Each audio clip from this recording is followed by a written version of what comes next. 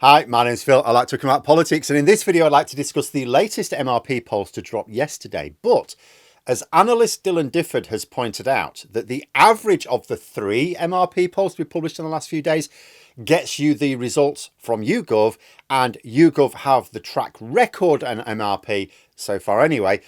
What I actually mean is I'm going to discuss YouGov's MRP poll, and I'd particularly like to explain how Lib Dem voters are missing an opportunity to help their party, even in seats where the Lib Dems cannot win. And one really important thing I want to emphasise to begin with is you look at the headline figures. That doesn't give you a really clear picture of the state of play. For example, the poll shows Labour would win 422 seats, the Conservatives 140, and the Lib Dems 48. And you look at that and you quite reasonably go, come on, give it up, Phil. You're not going to get the Conservatives into third place, even with tactical voting. Look at the difference there.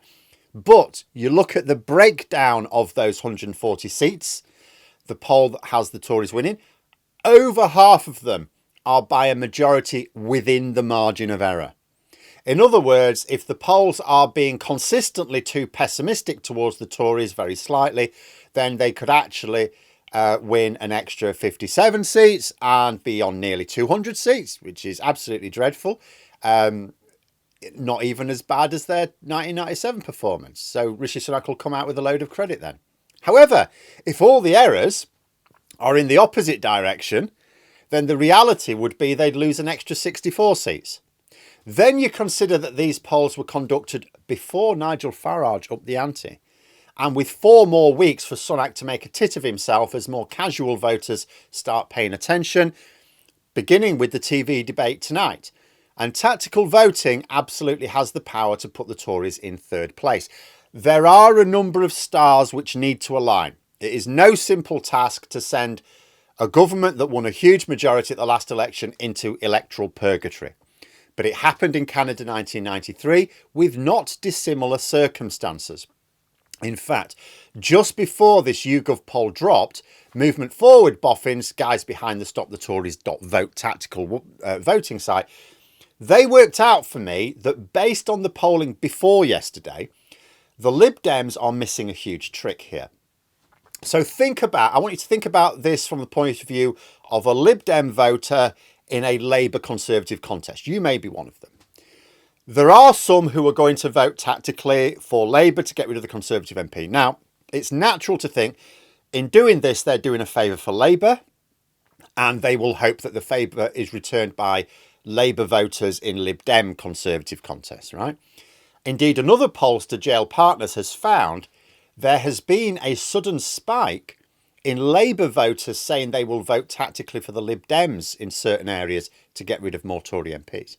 However, they have not seen as yet a similar spike in Lib Dem voters doing the same in Labour battlegrounds, at least not in the same proportion. But Lib Dem voters voting tactically for Labour against a realistic Conservative challenger are helping their own party out. So let me explain. If we boost the level of tactical voting in 4 weeks' time, Labour get a larger majority. This doesn't actually help Labour in a material sense.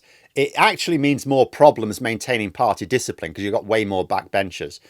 Labour won't complain about a problem like that, of course, but the point is it doesn't give Labour any more power, just more headaches. But it's still good because it means fewer Tories, and everything is improved with fewer Tories. But for the Lib Dems, it's very different. There's something tangible on offer. The Lib Dems are going to win a certain number of seats. If other stars align, it's entirely possible that it will be very close to the number of seats that the Tories win. Now, if Lib Dems in those Labour Conservative contests vote tactically for Labour, they're not increasing the number of Lib Dem MPs, right? But they are reducing the number of Tory MPs. And it was calculated that if about 2% or extra Lib Dem voters in those constituencies did this, that would be enough to drop the number of Tory MPs down below the number of Lib Dem MPs. And that gives the Lib Dems tangibly more power because they are officially leading the opposition. That means they get more say in Parliament on opposition matters.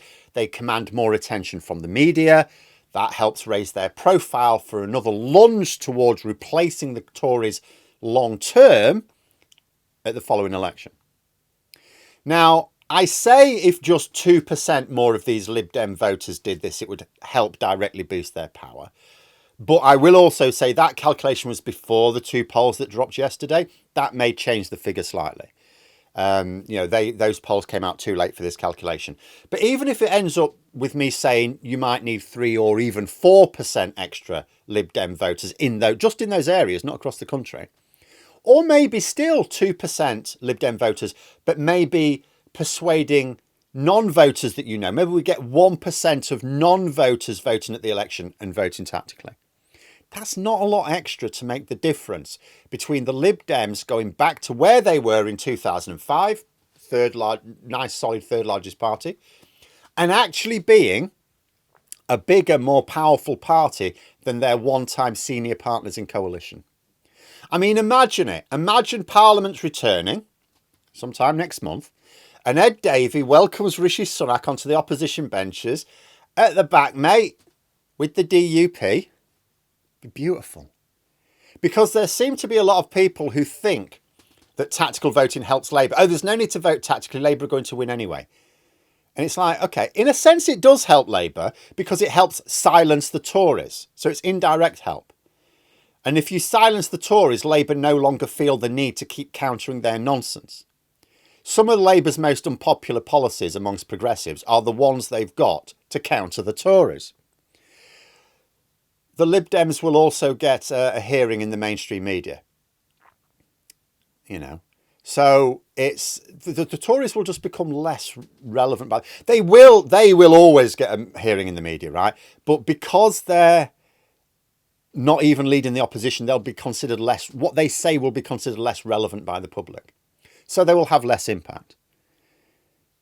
That is how tactical voting helps Labour indirectly.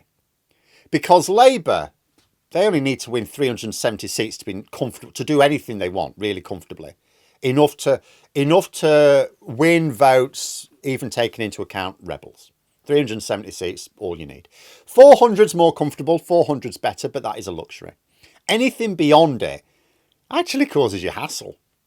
But Lib Dem voters in Labour-Tory contests, when they vote tactically, they are literally voting for the chance to give their party more power by default. That is the weirdness of first past the post. You can have a Lib Dem voter voting Labour and it actually helps the Lib Dems get more power in Parliament. You don't become leader of the opposition by reaching a certain threshold of seats like you need to head up the government. You only need more seats than any other individual party on the opposition benches. And the story of these latest polls, which is entirely consistent with previous MRP polls, is that however many seats the headline result shows the Conservatives winning, over half of them are being won by statistically meaningless margins and could easily flip the other way with a combination of polling error. Nigel Farage now, he's going to cost the Tories loads of extra seats, we think.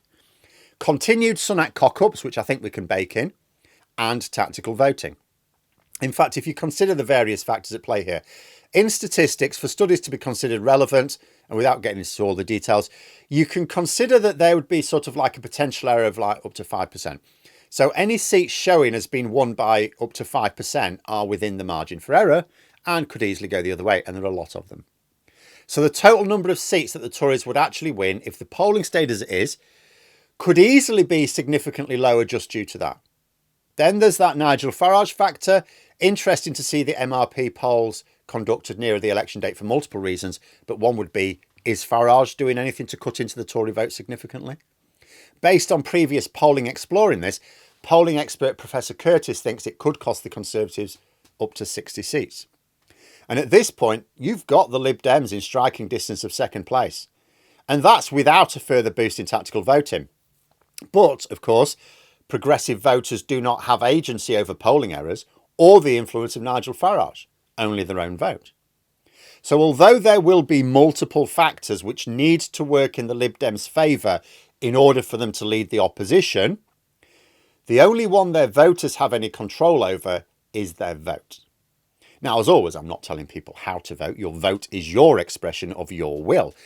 But tactical voting improves the chances of the Tories being beaten down into third or even maybe fourth place, because there are so many seats which are very finely balanced.